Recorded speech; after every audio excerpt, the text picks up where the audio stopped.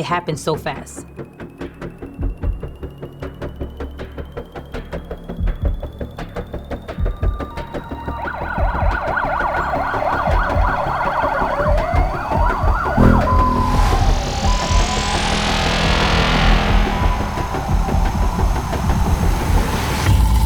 I hope that this story could inspire others in similar situations as me. A little bit of change, little bit of change, little bit of change can be good sometimes.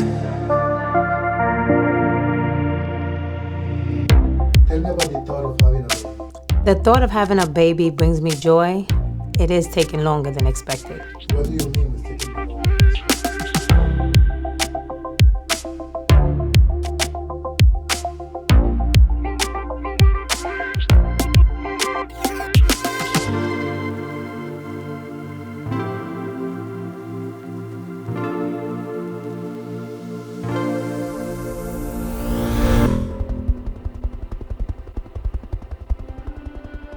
Oh, I was young. I'm just starting my life, and I think my dreams in the future of having a family and being a mother kind of ended. After the surgery, the doctor came to give me a brief on how the surgery went. And when he came to me, he kind of explained to me how come they had to remove my tube and remove the baby because the tube ruptured and I had over 9 gallons of blood in my stomach. Then he explained to me that I had a bicornuous uterus. So at this point, I'm frustrated because I'm 22 years old. You're telling me I was pregnant, which I was probably a little bit excited about it. Then you're telling me that I have a bicornuous uterus, something I've never been told before that's the scenario in my body. And then now you're telling me I don't have no tube and no baby. What is a bicornuous uterus? Let me try to break down or try to explain to you what is a bicornuous uterus. A bicornuous uterus is a heart shape or 2 sides instead of being one hollow cavity. At first, I was destroyed about the news. Being a mother was something that was very important to me.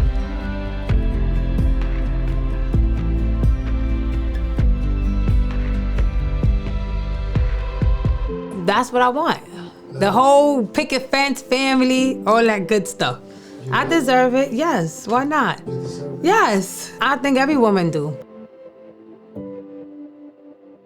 After leaving the hospital, I realized that life gives you challenges and you have to learn how to push through, move forward, and take all the obstacles out the way.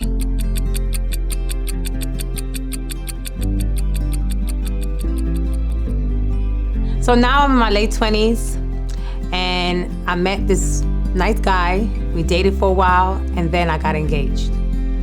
Yes, fuck him. Anyway, So, he lucky I took the ring, but we're not gonna go there, Danny. We're gonna keep it focused. I was in my late 20s and I got engaged to a guy who I thought was my knight in shining armor. When we decided to try to have a family, and we were trying for some time and nothing was happening, I decided to go to a GYN to see what's going on with me, is why it wasn't working, why we wasn't getting pregnant. She referred me to a fertility doctor. When I went to the fertility doctor, he ran a whole bunch of tests and he explained to me that my other fallopian tube that I had available, because remember I had an ectopic and they took out one side, which was my right side, or my left side, whatever. They took out the left side, so I didn't have the left side. The only thing I had remaining was my right side. So he told me because of the ectopic pregnancy I had and so much blood and them going in for surgery, I developed a lot of scar tissue that blocked the other available fallopian tube.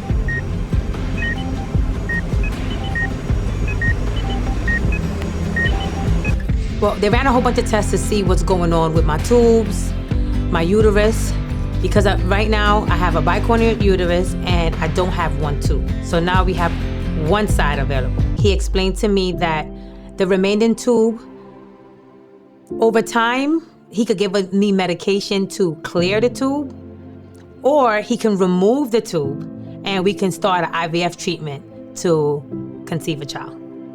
So the doctor gave us the information. We took it home, you know, because at the end of the day, we want to do our own research. We want to make sure the information that he gave us is good enough for both of us to make a decision.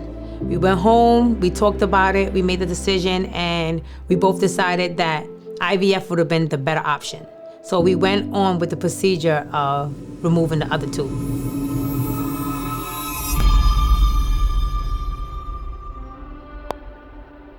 So we both had plans, we both wanted a child, we both was willing to work through everything to get there. And this is when everything went completely left. After I'm going through the procedures of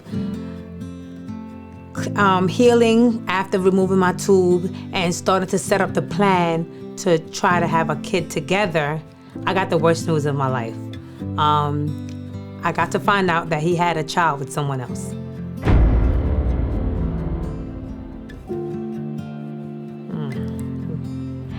But we're not gonna go there. But I don't want to talk about, I don't want to go that deep. Okay. But we found out, we discovered,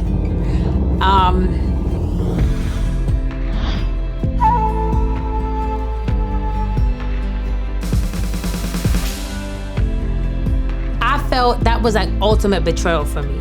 We went to the fertility clinic. We did all the research we had to do to try to have a kid and get ourselves in a good space. And then this happened. I felt like that was an ultimate stab in the back. It was a life-changing experience for me because I always told myself that I'm never gonna make someone else's decisions be my life decisions. I did a lot of changes for that relationship. I did a lot of things that, you know, every woman do when they're in a relationship to try to make everything work.